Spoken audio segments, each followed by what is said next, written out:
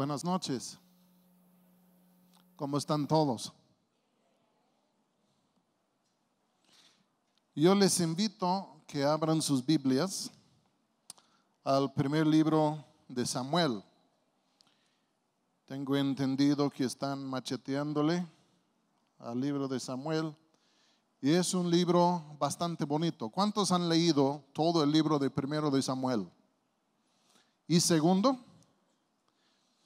es una historia bastante linda y sobre todo se trata del rey David, aunque hay otras personas también que figuran en el libro.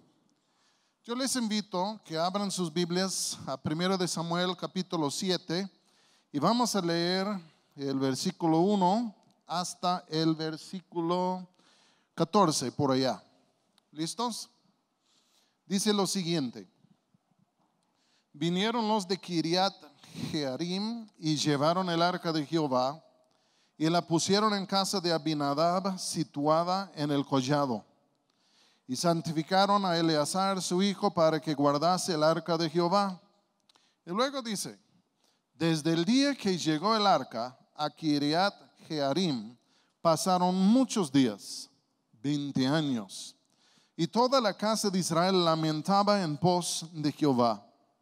Y luego dice: habló Samuel a toda la casa de Israel diciendo: si de todo vuestro corazón os volvéis a Jehová, quitad los dioses ajenos y a Astarot de entre vosotros, y preparad vuestro corazón a Jehová, y solo a él servid, y os librará de la mano de los filisteos.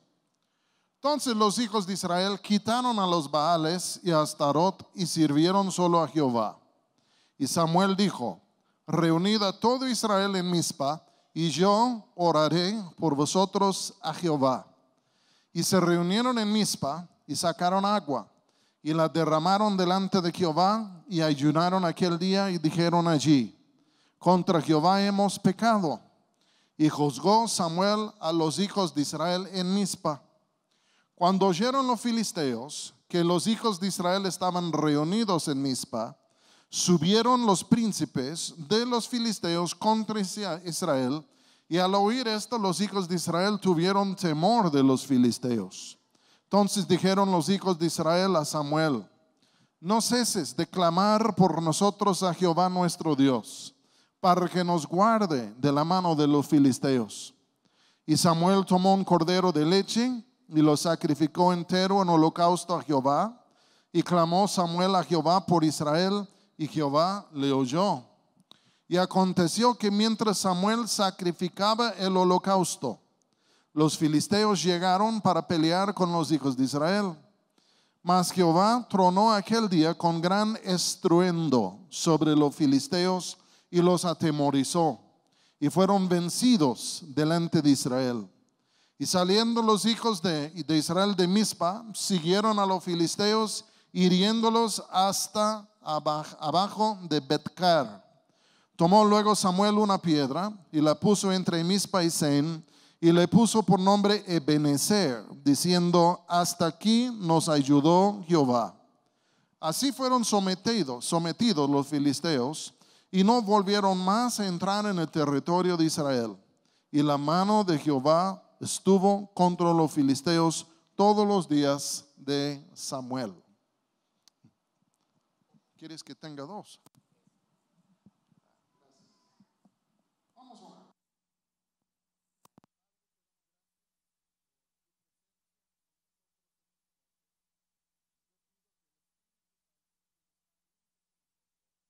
Pudiera primero abrir nuestros ojos a lo que las Escrituras dicen, y en el segundo lugar hacer aplicación a nuestros corazones de lo escrito, para que pudiésemos vivir una vida recta, una vida armoniosa contigo. Y en el nombre de Jesús te lo pido. Amén. Yo creo que a todos nosotros nos gusta el libro de 1 de Samuel, porque tiene muchas historias que conocemos. Como que cuando Ana oró pidiéndole a Dios un hijo y pues ya salió Samuel. O cuando Dios le ungió a David. O cuando David mató a Goliat. Y hay diferentes historias en este libro que en verdad nos emocionan y nos encantan. Y yo creo con razón. Pero por el otro lado, por haber tantas historias tan conocidas, favoritas de nosotros, muchas veces realmente no captamos qué está pasando en el libro. Como que no conocemos bien el contexto de las historias que leemos y que nos encantan. Y cuando no entendemos bien su contexto histórico, como que no sacamos todo el jugo del limón, si puedo ponerlo en estos términos. Y entonces, antes de hacer un comentario sobre el pasaje que acabo de leer, quiero contextualizarlo en lo que es la historia de Israel. ¿Quién fue el padre de la nación de Israel? Digan conmigo, Abraham. Abraham fue el padre del pueblo judío. Pero siglos después, Dios levantó un hombre que se llamaba Moisés. Y Moisés sacó a los israelitas ¿de dónde? De Egipto, ¿sí o no? Y él los sacó de Egipto con la promesa de que él los iba a introducir a la tierra prometida. Pero debido a la rebeldía de los israelitas, aunque Moisés pudo sacar el pueblo de Egipto, él no tuvo la oportunidad de introducirlos a la tierra prometida, a Canaán. Entonces Dios levantó a otro líder, quien los introdujo a la tierra prometida. Y ese líder, ¿cómo se llamaba? Josué. Entonces, cuando leemos el libro de Josué, estamos viendo el cumplimiento de la promesa a Abraham en cuanto a la tierra, porque ellos entraron y poseyeron la tierra. Josué les dio entrada. Cuando salimos del libro de Josué, llegamos al libro de Jueces, porque Jueces le sigue a Josué, ¿sí o no? El libro de Jueces es un libro un poco distinto, porque vemos la palabra jueces y estamos pensando en un juez.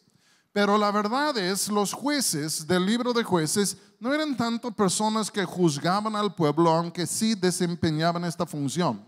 Pero su tarea principal no era tanto de juzgar, sino que era de liberar al pueblo.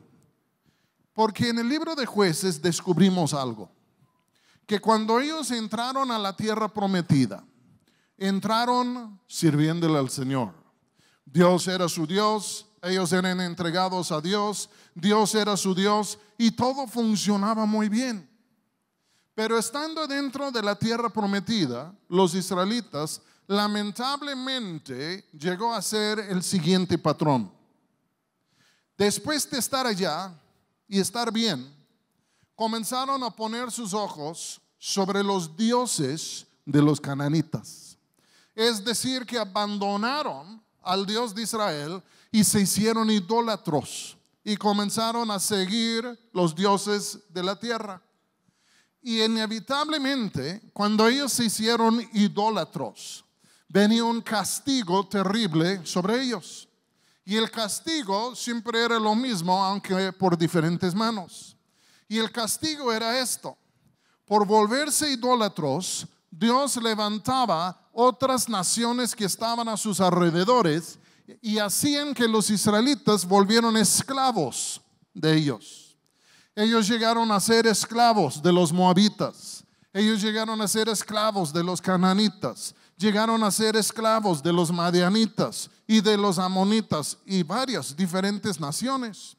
Y estos, cuando ellos se volvieron idólatros y se fueron en pos de los ídolos, de pronto llegaron a ser esclavos de las naciones a su alrededor, y las naciones a su alrededor les afligían, les maltrataban, eran crueles con ellos. Y las cosas se ponían peor y peor y peor, y las naciones más difíciles y más crueles, hasta que siempre llegaba a un punto en donde Israel ya no soportaba más. Y en este momento se doblegaban delante de Dios y clamaban a Dios diciendo: perdónanos por nuestra idolatría, perdónanos y libéranos de nuestros verdugos. Y siempre fue en este contexto que Dios levantaba un juez.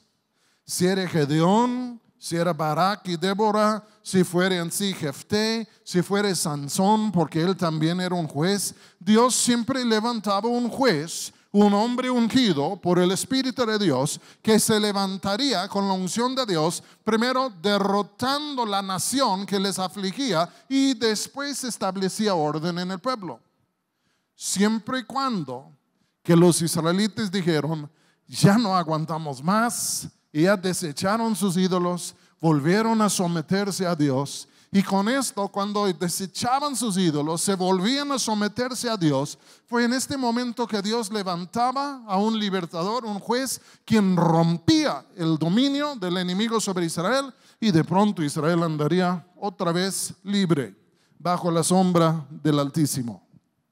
Pero como decimos, la historia de Israel en el libro de los jueces era que andaban bien, bajo la sombra, bajo el señorío de Dios, idólatros, esclavizados, ya en sí, pues quebrantados, arrepentidos, y de pronto se volvían a Dios. Dios levantaba un juez y al fin de cuentas fueron liberados. ¿Están conmigo? Esta situación que estamos explicando es el contexto histórico del libro de primero de Samuel. Tú y yo leemos de Ana y de Samuel y decimos, ay, qué historia tan linda. Esta madre que oró y Dios le dio un hijo. Sí, claro, pero su hijo Samuel se convirtió en el último juez de Israel. Y entonces Dios lo levantó a él para ser un juez, para ser un libertador, con la finalidad de liberar al pueblo. Porque fíjense lo que voy a decir.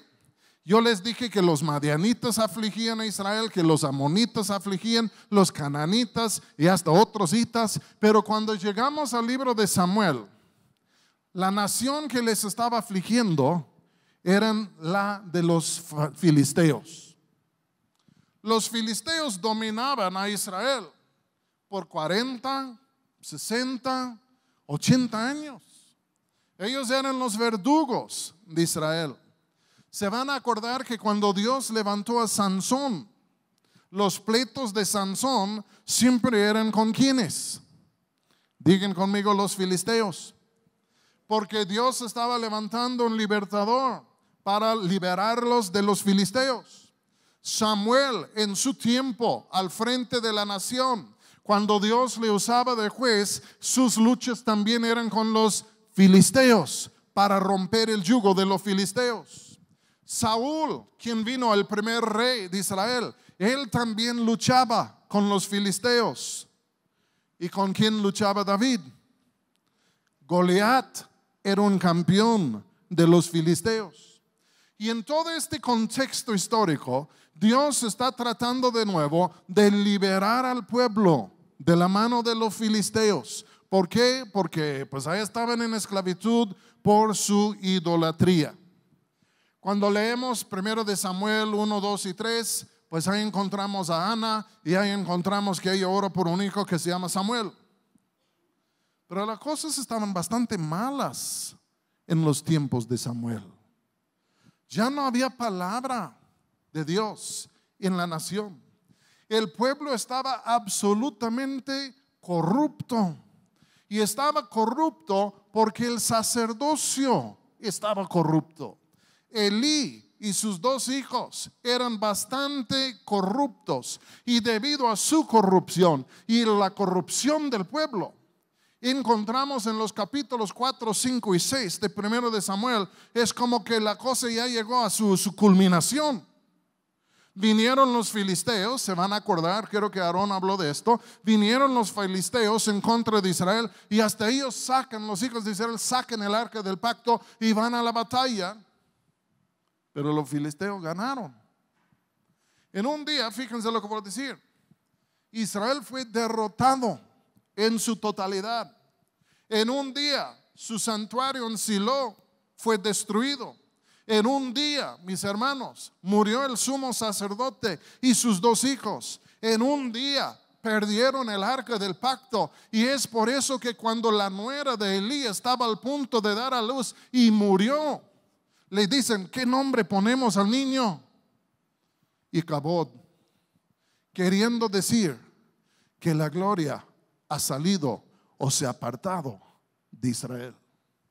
Fue un día bastante malo debido a la maldad del pueblo de Israel, hasta que perdieron el arca y la presencia de Dios. La gloria se ha apartado de nosotros.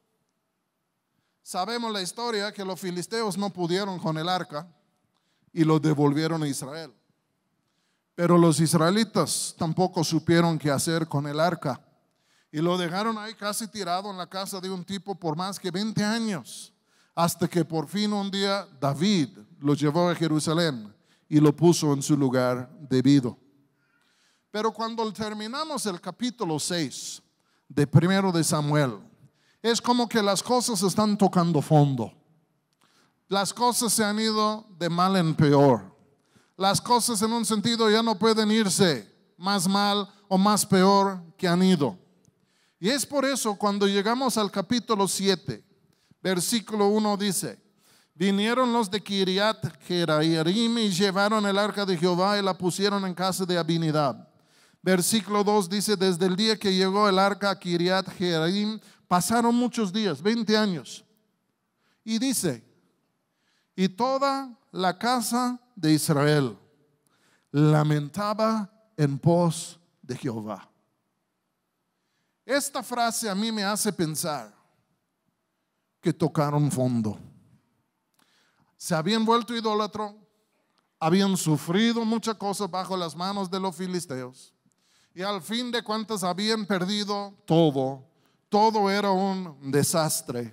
Y aquí dice: y la casa de Israel lamentaba en pos de Jehová. ¿Qué lamentaban? Yo creo que lamentaban su propia condición moral delante de Dios.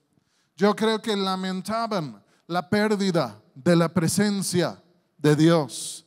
Estaban lamentando allá diciendo: lo hemos regado bien feo, todas las cosas andan mal, es por nuestra culpa. Y dice que lamentaban aquí. ¿Cómo? En pos de Jehová. Me hace pensar que estaban lamentando, pero a la vez como que volteando la mirada y comenzando a levantar los ojos de nuevo hacia el cielo. ¿No es cierto lo que voy a decir? Que muchas veces tenemos que tocar fondo antes de que en verdad levantemos los ojos al cielo, por ser necios tal como somos. Pero Dios tiene la capacidad y la manera de entregarnos a nuestro pecado, de entregarnos a las consecuencias de nuestro pecado, hasta el punto en donde por fin decimos: ya no soporto más, ya no puedo más. Y comenzamos a lamentar y comenzamos a levantar los ojos delante del cielo. Entonces en el capítulo 7, fíjense lo que voy a decir. Desde los tiempos de Sansón, ellos habían estado sufriendo aflicciones por los filisteos debido a su idolatría. Por todos los años, desde Sansón hasta ahora, sufriendo estas cosas. Pero en el capítulo 7 de 1 de Samuel encontramos el momento cuando por fin Israel comienza a volver su corazón hacia Dios. Cuando por fin dicen: ya basta, ya no más, y comienzan a levantar sus ojos con el fin de volverse a acercar a Dios. Y es por eso en el versículo 3 encontramos lo siguiente. Este capítulo es como un eje en el libro, es un cambio de dirección. 7:3 dice: habló Samuel a toda la casa de Israel diciendo. Ellos estaban lamentando tras de Jehová. ¿En dónde está ahí? Pues lo hemos regado. Y entonces Samuel se interviene y les habla algunas palabras. Samuel dice a toda la casa de Israel diciendo: si de todo vuestro corazón os volvéis a Jehová, quitad los dioses ajenos y a Astarot de entre vosotros, y preparad vuestro corazón a Jehová, y solo a él servid, y os librará de mano de los filisteos. ¿Qué está diciendo? Dice: si ustedes en verdad están volviendo con todo su corazón al Señor, si su lamentación es verdadera, si es genuina, si es real, hagan las siguientes cosas. Primero, quitad los dioses ajenos y el Astarot de entre vosotros. Ellos se habían ido en pos de dos dioses principales, Baal y Astarot. Baal era un dios masculino y los habitantes de la tierra ya creían que él era el dios de la fertilidad, que debido a él los campos se fructificaban y todas estas cosas. Astarot era su mujer y ellos eran tan perversos en su religión, los cananitas, que ellos creían que Baal y Astarot tenían relaciones sexuales en la primavera y debido a esto la tierra se volvía a reverdecer. Y entonces cuando hacían sus fiestas de Baal y de Astarot, pues la gran meta era que todos se fueran allá para imitar a sus dioses. Y por eso sus fiestas religiosas eran fiestas de orgías, de borracheras, de grande perversidad. Porque ahí estaban ellos pensando, tenemos que imitar a nuestros dioses y ya pues entre más mejor. Y al fin de cuentas así fue. Y los israelitas cayeron en la trampa. Pero ahora dice el Samuel a ellos, si en verdad van a volver al Señor, si en verdad le van a buscar, hay que quitar los dioses ajenos de Astarot y otros de entre vosotros. Dice, hay que quitar esto. Y no solo esto, dice, y hay que preparar, dice, y preparad vuestro corazón a Jehová y solo a él servid. Quita los dioses falsos. Preparan sus corazones y llegan al punto en donde solo a él le van a servir. Desechen los ídolos. Vuelvan a abrazar a Dios, para que Él sea vuestro único Dios. Porque ¿qué es la idolatría? Cuando tomamos algo de este mundo y le damos más importancia que le damos a Dios. Cuando tomamos algo de este mundo y lo damos un lugar de importancia y lo servimos más que a Dios. Y Él está diciendo, quita los ídolos. Vuelve a poner a Dios en el lugar que Él merece. Yo creo que todos nosotros sabemos, el dinero puede ser un ídolo, el sexo puede ser un ídolo, posición puede ser un ídolo, hasta yo puedo ser un ídolo en mis propios ojos. Y Él está aquí diciendo, si en verdad van a volver, quitan todos los ídolos y vuelvan a servirle a Él y solo a Él. Y dice, y si vosotros hacéis esto, dice, y os librará de la mano de los filisteos. Les voy a decir algo, escúchenme muy bien. La clave de la libertad es el arrepentimiento. O en otras palabras, el arrepentimiento genuino y verdadero delante de Dios. Cuando nos arrepentimos de nuestros ídolos, es este arrepentimiento que nos trae libertad de la fuerza y del dominio de los ídolos y del pecado. Les voy a dar un ejemplo muy chiquito para que entiendan. Si yo soy, vamos a decir que yo pongo el sexo en el lugar de Dios. Y el sexo es lo que a mí me va a hacer feliz. Y el sexo es lo que a mí me va a realizar. Y el sexo es del sexo tal. Y yo le hago un Dios del sexo. Yo llego a ser esclavo del sexo. ¿Sí o no? ¿Cómo me voy a librar de esta esclavitud? La única manera de librarme de dicha esclavitud es por arrepentirme y decirle, Dios, perdóname por haber puesto el sexo en el lugar tuyo, creyendo que el sexo en verdad me va a dar todo lo que yo quiero y necesito en vez de ti. Y si yo me arrepiento de esto, en el instante que me arrepiento, también llego a ser libre. Buenas noches. ¿Están confundidos? ¿Saben ustedes cuál es la evidencia de un arrepentimiento genuino? Que de pronto ya llegamos a ser libres de la cosa que antes nos afligía. ¿Captan lo que digo? Si yo pongo el sexo de ídolo y yo me arrepiento, Dios perdóname. En ese momento Él me perdona, pero también me libera. Y la liberación que recibo es la evidencia genuina de que en verdad me arrepentí.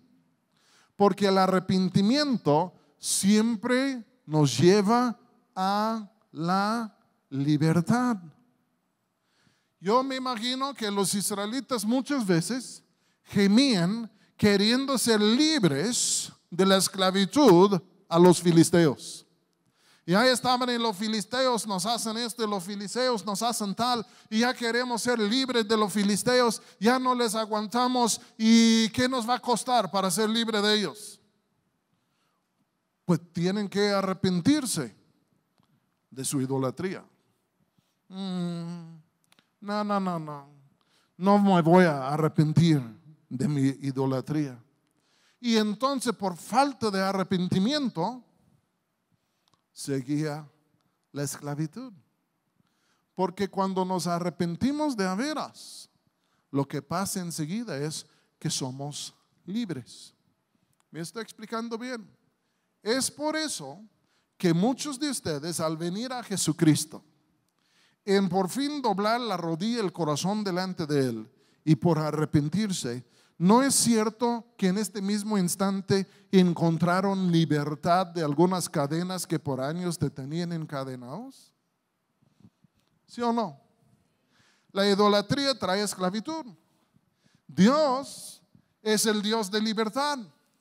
Y cuando nos arrepentimos, ¡boom!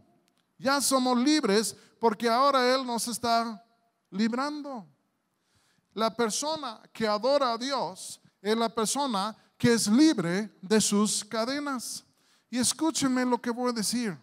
¿Cuántos de ustedes han oído que alguien del mundo que no conoce a Cristo dice: ay, yo no quiero ser cristiano? Ay, pues los cristianos son puros esclavos. ¿Qué religión tan esclavizante? Tú no puedes hacer esto y esto y esto. Y ay, te cuentan todas las cosas que tú no puedes hacer. La respuesta es: en el cristianismo yo encuentro libertad y ahora no tengo que hacer estas cosas porque Cristo me liberó de estas cosas. Porque el cristianismo realmente no es una religión, es un encuentro con Dios que nos libera. Y nos libera en el hombre interior, nos libera en nuestra mente y en nuestras emociones, libera nuestro cuerpo. Y es por eso que de todos los pueblos que hay sobre la faz de la tierra, el pueblo más libre es el pueblo cristiano. ¿Me explico? Yo me acuerdo antes, yo era esclavo de la droga, esclavo del alcohol, esclavo de la mentira, esclavo de tantas cosas. Y yo decía: yo quiero liberarme de estas cosas. Mi madre me mandó con un psicólogo, me mandó con 2. Pero ni el uno ni el otro me pudo ayudar. ¿Por qué? Porque no me señalaban la idolatría de mi vida, no me decían que era necesario arrepentirme, no eran respaldados por el poder del Espíritu Santo y me querían psicoanalizar, pero dejaron fuera las piezas más importantes: a Dios, la idolatría, la justicia, el pecado, el Espíritu Santo, y no me pudieron ayudar. Pero vuelvo a decirles que de todos los pueblos que hay sobre la faz de la tierra, el pueblo más libre es el pueblo de Dios. Y somos libres para ahora poder vivir para Él. ¿Entienden? Como que antes nada más mentía, aunque anhelaba poder decir la verdad, pero decía pura mentira. Pero cuando me arrepentí de mis ídolos y me entregué a Cristo, el poder de la mentira se rompió y ahora tenía yo la capacidad de hablar la verdad. ¿Entienden lo que estoy diciendo? Antes uno pues vive en unas cochinadas morales y dice yo no quiero estar en estas cosas, y al fin de cuentas cuando se arrepiente no solo anda libre de dichas cosas, sino que entra una nueva fuerza en nuestro ser por el Espíritu Santo que nos permite vivir una vida recta y justa. Una vida como muchos de nosotros hemos anhelado vivir, pero no sabíamos cómo llegar. Pero llegamos en Cristo Jesús. ¿Me estoy explicando bien? Por eso el pueblo de Dios en verdad debe ser muy distinto, debe ser muy apartado en un sentido, debe ser ya de otro espíritu y otra característica, porque por en habernos arrepentido de nuestra idolatría y por haber puesto los ojos en nuestro Dios, la cadena es rota, pero algo sucede en nosotros y llegamos a ser las personas que siempre queríamos ser. ¿Cuántos captan lo que estoy diciendo? Entonces ellos andaban lamentando y Samuel dice, mira, si en verdad quieren volver al Señor, hay que quitar los ídolos, hay que preparar el corazón, hay que servirle solo a Él. Y si ustedes hacen esto, Él los librará de la mano de los filisteos. Y entonces aquí dice, versículo 4, entonces los hijos de Israel, ¿qué hicieron? Quitaron a los Baales y al Astarot y sirvieron solo a Jehová. Como ellos anhelaban esto, Él les dijo qué hacer y ellos lo hicieron. Fue la muestra de su desesperación y la muestra de su deseo que actualmente hicieron caso a las palabras de Samuel. Y en ese día, cuando hicieron tal cosa, fueron librados en espíritu de la dimensión de los filisteos, aunque habían batallas por delante. De todos modos, en este momento el hechizo ya se rompió y en este momento entraron en una libertad. ¿Están conmigo? Porque Dios viene a nosotros en nuestras situaciones y nos libera en el interior. Todavía pueden existir circunstancias en el exterior que se necesitan cambiar, pero una vez que nos ha cambiado por adentro, a rato va a cambiar las cosas por fuera, porque Dios está con nosotros. Fíjense lo que dice, versículo 4. Entonces los hijos de Israel quitaron a los Baales y a Astarot y sirvieron solo a Jehová. No tendrás a otros dioses ajenos delante de mí. No podemos ser de doble sentido, no podemos servir a dos amos, eso sea todo o nada. Y aquí dice, sirvieron solo a Jehová. Y en el versículo 5 dice lo siguiente: y Samuel dijo, reunid a todo Israel en Mizpa, y yo oraré por vosotros a Jehová. Y se reunieron en Mizpa y sacaron agua y la derramaron delante de Jehová y ayunaron aquel día y dijeron allí, contra Jehová hemos pecado. Y juzgó Samuel a los hijos de Israel en Mizpa. Pero ¿bajo cuál pretexto los convocó Samuel? Dice, vénganse a Mizpa y yo oraré por vosotros. Escúchenme muy bien lo que voy a decir. Ellos habían sido librados, pero Samuel sintió la necesidad de orar por ellos, aunque ya se habían cambiado en su corazón. Sin embargo, sintió la necesidad de orar por ellos. ¿Por qué? Para que ellos pudieran ser fortalecidos en su nueva libertad, con la finalidad de que pudieran permanecer y seguir por delante y vencer en su nueva libertad. Lo voy a poner en términos más sencillos para que se entiende. Tú puedes venir aquí a Vida Abundante, tú puedes ir a tu casa, tú puedes ir a doquiera. Tú puedes doblar tu rodilla. Tú puedes decir, Dios, ya basta, ya no puedo más. Tú te puedes arrepentir. Y Dios vendrá y Él llegará a ser tuyo y Él te librará de la esclavitud. Pero óiganme bien, este solo es el principio, solo es el inicio. Tenemos que buscar la manera de guardar o de permanecer en esta libertad.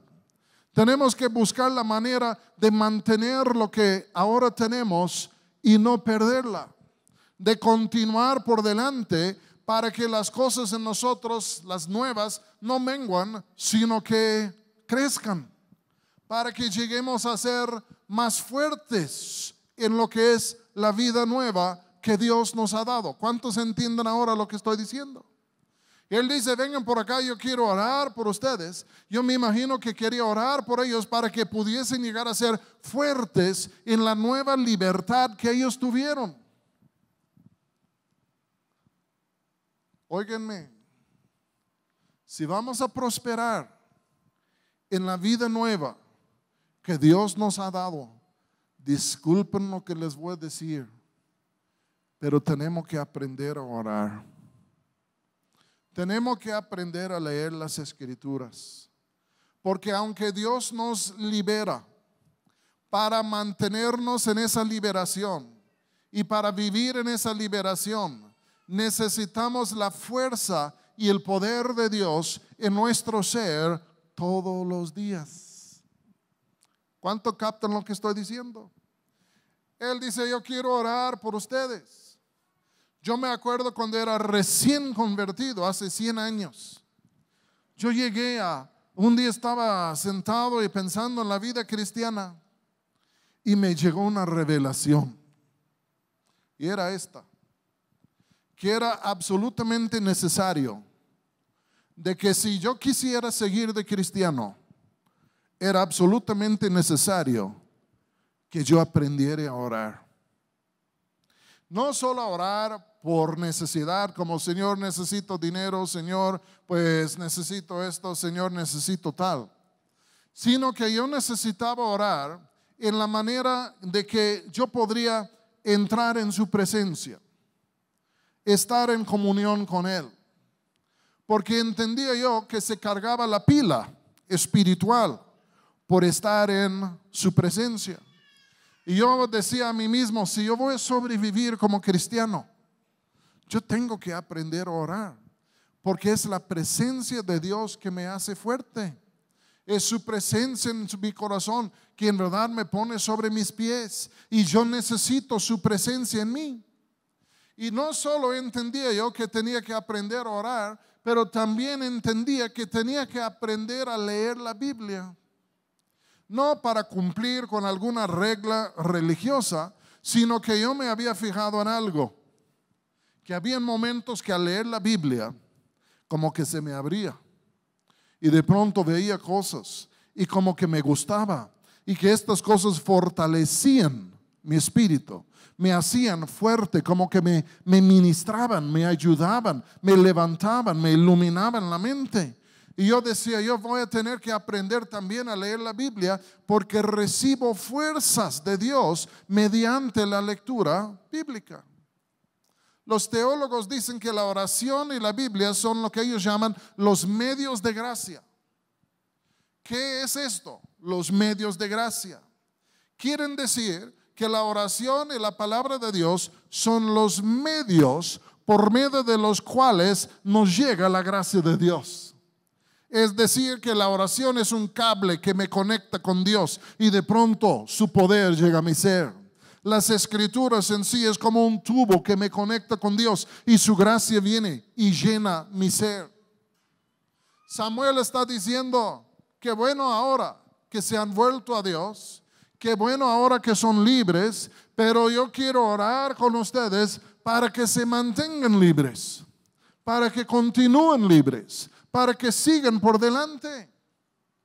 Yo les voy a decir una verdad muy difícil, pero si tú no aprendes a orar y si tú no aprendes a leer las escrituras, bien puede ser que te vuelves a debilitar, y si te vuelves a debilitar, bien puede ser que vuelves a ser idólatro, y bien puede ser que vuelves a caer bajo todo lo que es la esclavitud del enemigo. Porque tenemos que mantenernos fuertes en el Señor. Y yo creo que algunos de ustedes ya tienen su tiempo de experiencia en Cristo Jesús. Y ustedes pueden atestiguar a lo siguiente: cuando estoy en la oración y en la palabra estoy venciendo. Pero si abandono la palabra y la oración, si descuido estas cosas, caigo en la derrota.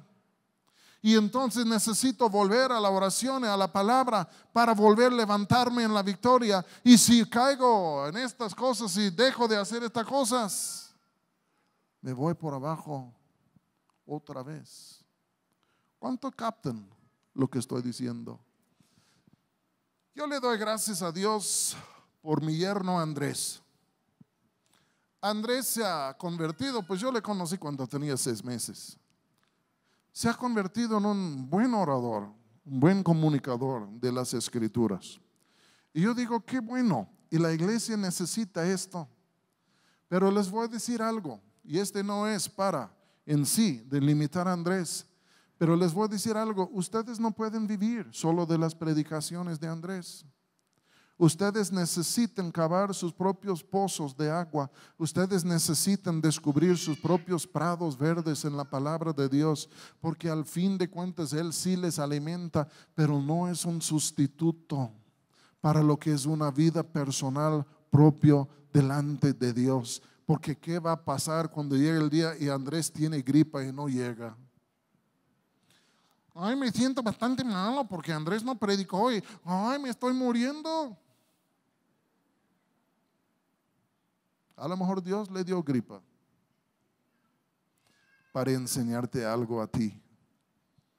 ¿Cómo es que se mantienen vivos en el espíritu todos los que son reos y presos al nivel mundial en diferentes países? No les llega el internet, no les llega nada, no viene un predicador a predicarles toda la semana. Ahí están encarcelados en situaciones bastante difíciles, pero aún llenos de vida todavía. ¿Cómo es posible? Han permanecido en la vida, pero ¿cómo? Porque saben orar. Y si no tienen Biblia, la escritura que han encomendado a su memoria les sostiene. ¿Entienden? Porque vivimos de la palabra, vivimos de la oración. Y Samuel dice que ahora que han sido libres, dice qué bueno, pero vénganse, yo quiero orar por ustedes. Dice aquí, versículo 5: y Samuel dijo: reunid a todo Israel en Mizpa y yo oraré por vosotros a Jehová. Y se reunieron en Mizpa y sacaron agua y la derramaron delante de Jehová, y ayunaron aquel día y dijeron: contra Jehová hemos pecado. Ellos seguían con esto.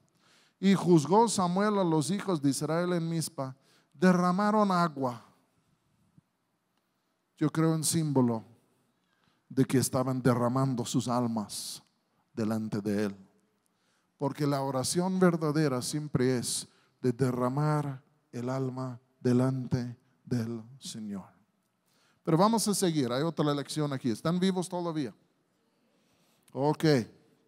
Si alguien que está a tu lado falleció, avísalo, sugieres cuando sales, para que vengan de la funeraria a recoger su cuerpo. ¿Está bien? Además que llaman a los parientes.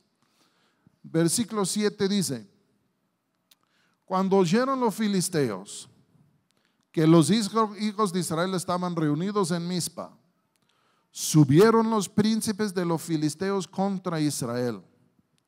Y al oír esto, los hijos de Israel tuvieron temor de los filisteos. Entonces dijeron los hijos de Israel a Samuel: no ceses de clamar por nosotros a Jehová nuestro Dios, para que nos guarde de la mano de los filisteos. Y Samuel tomó un cordero de leche y lo sacrificó entero en holocausto a Jehová. Y clamó Samuel a Jehová por Israel, y Jehová le oyó. Y aconteció que mientras Samuel sacrificaba el holocausto, ¿Qué dice? Los filisteos llegaron a pelear, mas Jehová tronó aquel día con gran estruendo sobre los filisteos y los atemorizó y fueron vencidos delante de Israel. Cuando Israel salió de Egipto, Faraón se arrepintió. ¿Por qué los he dejado ir? Y él se fue para volver a esclavizar a los israelitas. ¿Se acuerdan del Mar Rojo? Y entonces, pues ellos escaparon por el Mar Rojo, pero toda la onda allá es que Faraón se había arrepentido de dejarlos ir libres y los quería volver a esclavizar. Aquí es lo mismo. Los filisteos ahora están escuchando esto. Los israelitas se han arrepentido de sus ídolos, se han vuelto a su Dios, están declarando su libertad. Y los filisteos dijeron, pues ya vamos a ver. Y ellos se levantaron para ir en contra de Israel, para esclavizarlos de nuevo. ¿Ok? ¿Cuántos de ustedes sospechan de que cuando tú te arrepientes de tu idolatría y tu pecado y que tú llegas a ser libre, cuántos de ustedes sospechan que al diablo no le gusta esto? Se molesta porque he dejado ir a Juanito de servirme, porque Margarita ya se me está yendo, y se levanta el diablo para volver a atacar con el fin de esclavizarnos de nuevo. ¿Por qué? Porque la vida cristiana es una milicia espiritual, ¿sí o no? ¿Tú crees que el diablo te va a dejar en paz el día que tú te arrepientes? Como que, adiós Satanás, ha sido un buen tiempo. Y tú te vas en el camino, Satanás, te voy a extrañar, han sido años muy lindos, ay, que te vaya bien. No va a suceder así. Se molesta. ¿Cómo es que estos se me están escapando? Y aquí los filisteos oyeron esto y vinieron ellos para atacar a los israelitas. Y fíjense que dice que cuando ellos vinieron a atacar, versículo 7 dice a mediados, y al oír esto los hijos de Israel tuvieron temor de los filisteos. ¿Por qué? Porque años atrás, en un momento, ellos habían sido derrotados por los filisteos y esclavizados por los filisteos. Yo tengo que creer que habían momentos en la historia de Israel cuando dijeron, no, vamos a levantarnos y romper el yugo de los filisteos. Pero en hacer esto fueron derrotados porque no se habían arrepentido de su idolatría. Y ahora sí se han arrepentido, sí están libres, pero ahí vienen los filisteos y de pronto ellos tienen miedo, tienen temor. Híjole, pues lo hemos intentado en otras ocasiones, pero no nos fue muy bien. Y ahora vienen ellos y tuvieron temor. Pero ¿saben ustedes qué pasó en esta ocasión? Samuel ofreció un holocausto. Y tú dices, ¿un holocausto? Un holocausto. ¿Y qué es un holocausto? Un holocausto es cuando tomaban un cordero, un becerro, en este caso era un cordero, lo degollaban, lo sacrificaban y luego lo quemaban en su totalidad, en ofrenda delante de Dios. ¿Qué simbolizaba la muerte y el hecho de que el holocausto fue consumido por el fuego? ¿Qué simbolizaba esto? Simbolizaba la consagración entera, total, del pueblo a Dios. Como este corderito murió y fue consumido por el fuego, así nosotros también estamos devotos de ti, dedicados a ti, consagrados a ti. Morimos a nosotros mismos, vivimos para ti. Y era un símbolo de devoción. Y cuando Samuel ofreció el holocausto, en este mismo momento también oró Porque aquí dice, tuvieron gran temor, versículo 8, dijeron los hijos de Israel a Samuel, no ceses de clamar por nosotros a Jehová nuestro Dios. Samuel tomó el cordero y luego dice, y clamó Samuel a Jehová. Por el hecho de que el pueblo ahora estaba dedicado a Dios, él pudo clamar y Dios respondió en una manera bastante gruesa, porque cuando venían los filisteos, Samuel clama a Dios y Dios tronó del cielo. Un trueno o varios truenos fuertes del cielo dirigido en contra de los filisteos. Y los filisteos se atemorizaron. Ellos abandonaron sus armas. Ellos dieron la espalda y ellos huyeron. El Salmo, creo que es 63 o 2 por allá, dice, levántate Jehová y que tus enemigos sean esparcidos. Cuando tú y yo estamos en verdad consagrados a Dios, cuando tú y yo somos lo que la Biblia llama sacrificios vivos, que hemos muerto a nosotros mismos, pero vivimos a Dios.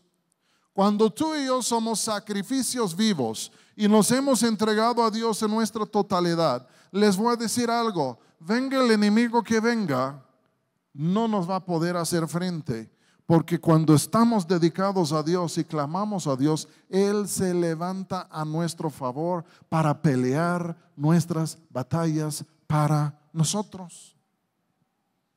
¿Cuántos de ustedes en algún momento u otro han clamado al Señor diciendo, Señor, levántate, écheme la mano? Y Él lo ha hecho. A Dios le gusta pelear. ¿Entienden? A Dios le gusta pelear. Le gusta pelear a favor de su pueblo. En otras ocasiones habían orado, Señor, levántate, y no levantó ni un dedo. No levantó un dedo porque ellos estaban viviendo en su idolatría. Pero cuando abandonaron su idolatría, cuando se consagraron exclusivamente a Dios, de pronto Dios estaba dispuesto a levantarse a favor de su pueblo. ¿Me estoy explicando bien? Cuando Dios nos libera, tenemos que aprender posteriormente a fortalecernos para permanecer en el camino. Pero al consagrarnos a Dios y entrar en el camino, óiganme bien, ya podemos contar con Él.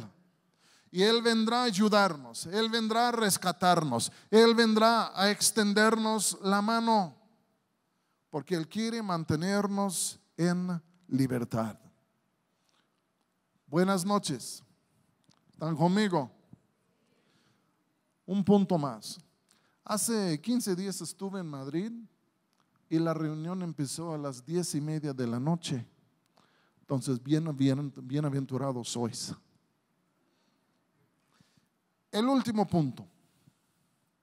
Versículo 12 dice: tomó luego Samuel una piedra y la puso entre Mizpa y Sen. Este fue después de la victoria. Tomó luego Samuel una piedra y la puso entre Mizpa y Sen, y la puso por nombre Ebenezer, diciendo: hasta aquí nos ayudó Jehová. Así fueron sometidos los filisteos y no volvieron más a entrar en el territorio de Israel. Y la mano de Jehová estuvo contra los filisteos todos los días de Samuel. Y fueron restituidas a los hijos de Israel las ciudades que los filisteos habían tomado a los israelitas, desde Cron hasta Gat, e Israel libró su territorio de mano de los filisteos, y hubo paz entre Israel y Amorreo. Tomó una piedra, la puso en cierto lugar y dijo, y le llamó que Ebenezer. Hasta aquí nos ha ayudado Dios. Escúchenme muy bien. Háganse así. 20 años previos a este momento, cuando Él puso la piedra allá y le puso nombre Ebenezer, hasta acá el Señor nos ha ayudado. 20 años anterior a esto, más o menos, en la misma zona en el mismo área fueron derrotados los israelitas y el arca fue llevado cautivo. Entonces, en el mismo lugar en donde hace 20 años habían sido derrotados, ahora en este mismo lugar Dios le había dado una victoria. La piedra Ebenezer hasta aquí. Les voy a decir algo. Dios quiere visitar a todos lugares y puntos de nuestra vida en donde hemos sido derrotados. Y en estos puntos nos quiere dar una victoria. Es decir, si tú fuiste derrotado por lado moral, es justamente en este punto en donde ahora Dios te quiere dar una victoria. Si fuiste derrotado en la dimensión matrimonial, bien puede ser que es justo el punto en donde Dios te quiere dar una victoria. Si en el trabajo por tu conducta sufriste una derrota, es en este mismo punto en donde ahora Dios te quiere dar la victoria. Porque Dios nos quiere dar una larga serie de victorias, ahora que somos suyos, con la finalidad de cancelar la larga historial de derrotas que tuvimos antes. Porque Él no quiere que vayamos arrastrando la sombra de nuestras derrotas pasadas, sino que Él quiere llegar a cada derrota nuestra y Él quiere ponernos en otra batalla. Pero en otra batalla en el mismo punto en donde ahora podemos ganar la victoria, para que al fin de cuentas nuestras derrotas sean tragadas, absorbidas, olvidadas en nuestras victorias. ¿Me estoy explicando bien? Y es por eso que hay momentos que uno se convierte, sale de ciertas cosas y después de un rato Dios le pone en un lugar y tú dices, Dios mío, ¿qué hago aquí? Yo les voy a decir cómo es. Yo fui drogadicto. Y cuando yo me convertí, yo dejé por atrás todos mis amiguitos drogadictos. Adiós, tú estás por allá, yo estoy por acá y ahí nos vemos. Y yo me fui a la escuela bíblica y me casé y estaba tan feliz yo siendo cristiano. Y un día necesitaba un trabajo y conseguí un trabajo. No van a imaginar en dónde conseguí trabajo. Con el estado de Illinois, y me mandaron a trabajar en una bodega en donde estaban todos mis ex amigos. Y ellos no habían cambiado para nada. Los mismos broncudos, los mismos drogadictos, los mismos groseros, los mismos feos. Y ahí estaba yo de cristiano, ahora en medio del mismo mar de tiburones de antes. Y decía, Señor, ¿qué hago aquí? Yo pensaba que me había escapado de estas cosas, me había escapado de estas personas. Y aquí estoy yo en medio de todos estos. ¿Qué hago yo aquí? El Señor dice, este fue el lugar de derrota antes por ti. Estas personas, este ambiente fue tu derrota. Pero ahora te he puesto aquí para que tengas victoria. Porque mis hermanos, muchas veces cuando Dios nos da una victoria, Él volverá a probarnos en este punto de victoria. Porque muchas veces vuelve a probarnos para ver qué tan victoriosos somos en verdad. Si tú antes fuiste ladrón en tu trabajo y te convertiste y ahora eres honesto, yo te voy a decir algo. Va a llegar el día cuando el Señor en su providencia va a permitir que tú estés en un lugar en tu trabajo en donde tú puedes volver a robar. Buenas noches. Y ahí va a estar la muestra de la victoria tuya. Cuando yo era inconverso, yo robaba casas y oficinas y negocios. Y después de convertirme, no van a creer lo que les voy a decir, pero conseguí un trabajo de seguridad. hasta que tenía gorra como policía, uniforme. Yo tenía toda la cosa. Y yo me acuerdo una noche caminaba por una empresa en donde yo ahora era de seguridad. Y eché ojo en un espejo y dije, ¿qué cambios has hecho tú, Dios? Porque antes yo estaría buscando cómo entrar aquí y pelar todas estas cosas. Y ahora aquí ando yo de guardia, de policía. Y habían algunos puertorriqueños que trabajaban allá y cuando yo pasaba, decían, ay, viene la poli. Y yo decía, mire, yo no soy policía. Ay, no manches. Me contaron entre los transgresores.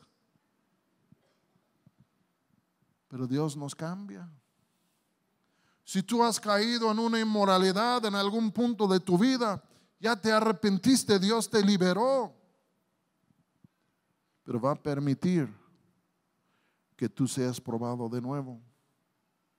Y te voy a decir algo, si fallas la prueba, hasta ahí vas, hasta que superas la prueba.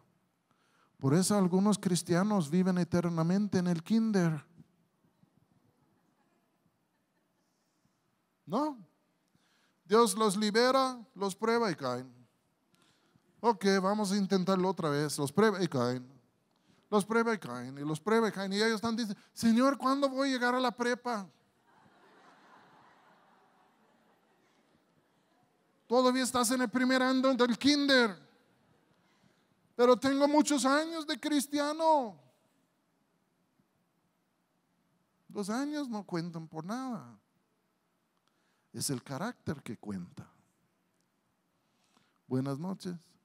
Por eso puedes tener un viejón allá que tiene 50 años y más derrotado en todo el mundo, y otro que tiene 3 años y vuela como águila. Entiéndanme lo que voy a decir. Sí, seremos probados de nuevo. Pero yo creo que es porque Dios nos quiere dar una victoria en donde antes fuimos derrotados.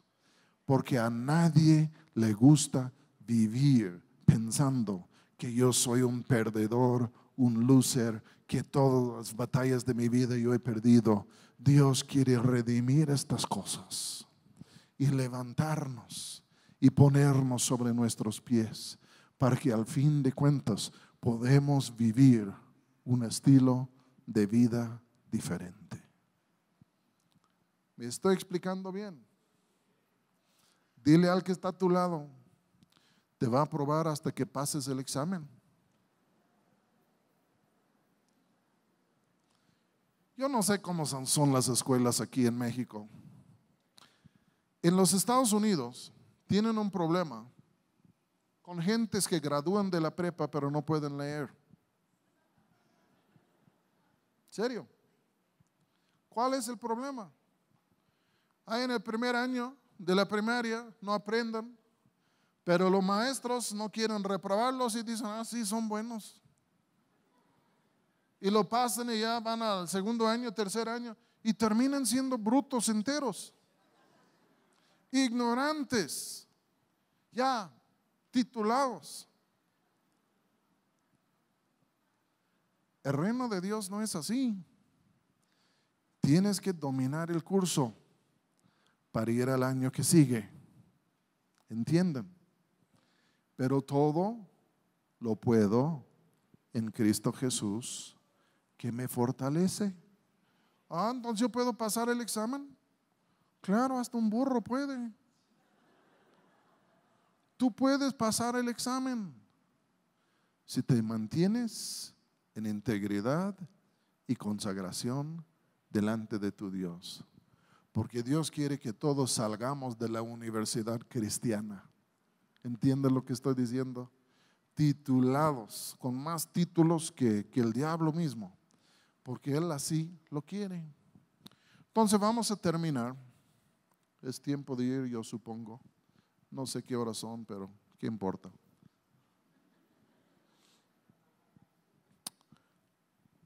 Moisés los sacó de Egipto. Josué los introdujo a la tierra.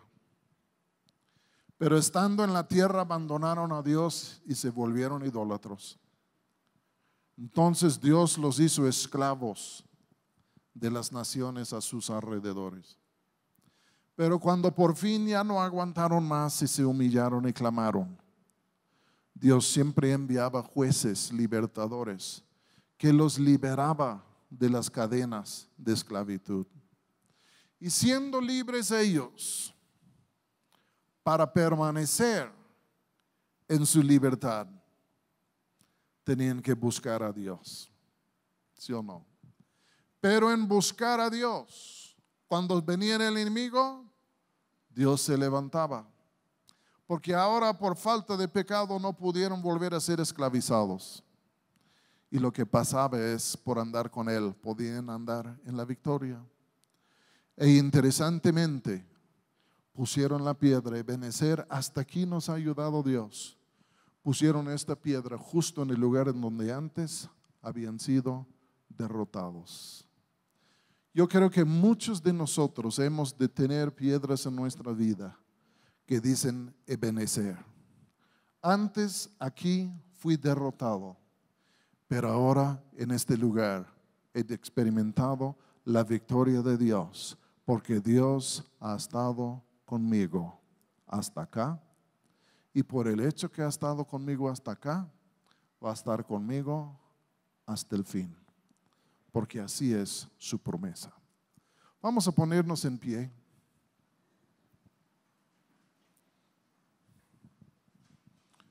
¿Me he explicado bien en esta noche? ¿Cuántos se creen libres en esta noche? Dios es nuestro libertador. No hay una libertad como la que nos da Dios. Yo voy a orar y no sé a quién entregar este lugar, Aarón, pero vamos a orar y vamos a darle gracias a Dios por su Hijo Jesús, porque nosotros por nuestra idolatría éramos esclavos del diablo y el pecado, y Dios envió un juez, un libertador cuyo nombre es Jesús, ¿sí o no? Y Él ha venido y hemos vuelto a Dios en Él, y en Él hemos encontrado perdón y libertad. Y la neta es que Él ora por nosotros y nosotros también ora. Y clamamos a Él y Él responde. Y Él es aquel que nos da la victoria. Oremos. Padre, te damos gracias por tu palabra. Tu palabra es lámpara a nuestros pies. Tu palabra trae luz a nuestro ser. Señor, yo te doy las gracias que aunque hemos sido idólatros, Señor, hemos podido volver a ti y hemos vuelto nuestros corazones a ti, y en abandonar nuestros ídolos y en sujetarnos a tu señorío, Señor, hemos encontrado libertad. Señor, una libertad para servirte a ti. Yo te pido, Padre, aquí por todos mis hermanos que han encontrado libertad, a todos nosotros, Señor, yo te pido esto: enséñanos a orar, enséñanos a leer las Escrituras para fortalecer nuestro alma y ser todos los días. Gracias que podemos clamar a ti y tú sí vendrás a derrotar el enemigo que antes a nosotros nos tenía derrotado. Y gracias que todos nosotros en algún punto en nuestra vida ya existe un monumento, una piedra que dice Ebenezer. Hasta aquí nos ha ayudado. Y Señor, bien podría haber otra piedra que dice, no solo hasta aquí nos ha ayudado, sino que desde acá nos va a ayudar. Señor, bendice a tu pueblo. Libera el espíritu y la mente del corazón del pueblo de Dios, para que podamos ver la gloria del Evangelio de Jesucristo. Y en el nombre de tu Hijo Jesús, Padre, yo oro. Amén. Que el Señor les bendiga.